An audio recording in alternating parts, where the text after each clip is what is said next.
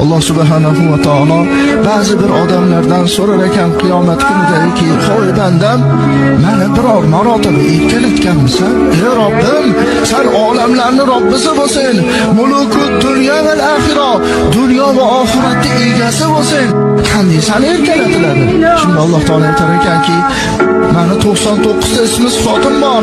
Shu 99 ta ismi sifatimni hech bo'lmasa 10 tasini aytganingda edi, men erkalanardim." Ben erkalanardim. Necha yil umr kechirding? 70 yil, 80 yil umr kechiribman.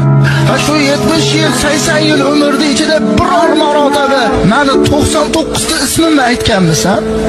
Hech bo'lmasa 10 tasini aytganmisan? 70 yil umr kechiribsan.